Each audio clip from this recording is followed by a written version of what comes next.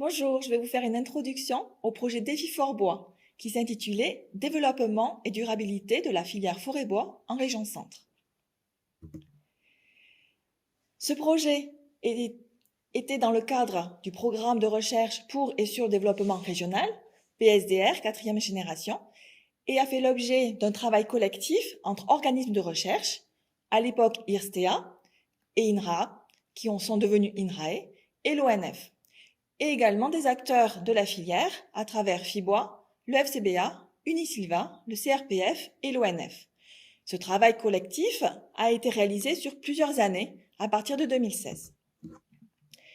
À l'origine de ce travail, le constat d'une demande accrue pour le bois, avec en plus de cette demande une diversification des usages, notamment une plus forte demande pour le bois énergie, et la nécessité face au changement climatique, d'adapter les peuplements avec de nouvelles essences ou de nouveaux itinéraires sylvicoles.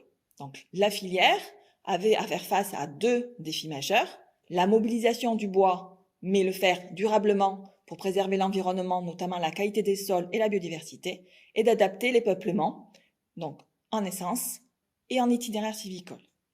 C'est ce travail que nous avons mené à travers plusieurs volets. 2 volets ont été consacrés à l'aspect bois-énergie, à travers et avec le but de trouver les conditions permettant le développement et l'exploitation mécanisée de ces peuplements pour le bois-énergie, la production de plaquettes forestières principalement, et de définir et d'adopter les bonnes pratiques pour le respect de l'environnement, qualité des sols et biodiversité.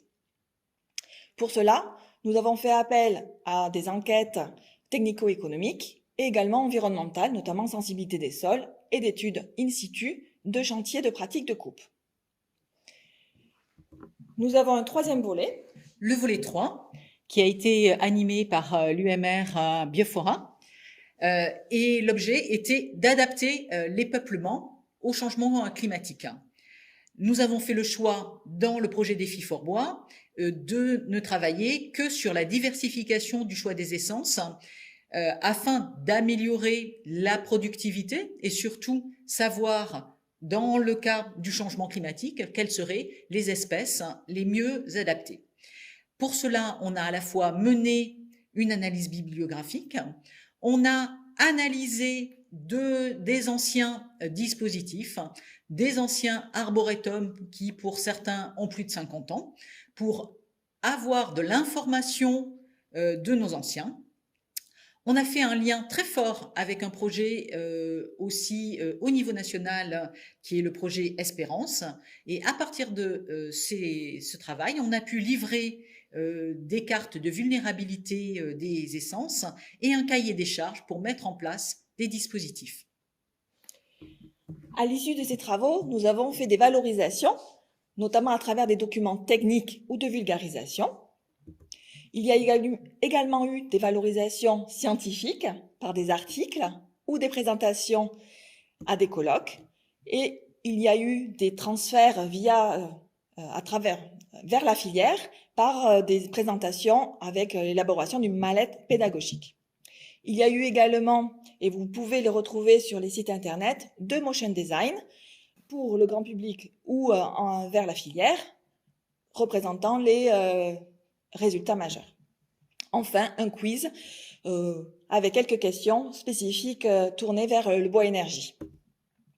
Et en dernier, à l'issue de tout ce travail, il y a eu une application disponible pour l'aide à la décision et qui élabore des recommandations et des diagnostics pour la coupe.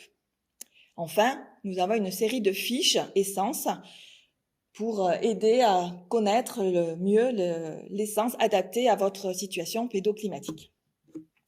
Vous avez les liens et les sites internet pour avoir plus d'informations sur ce projet.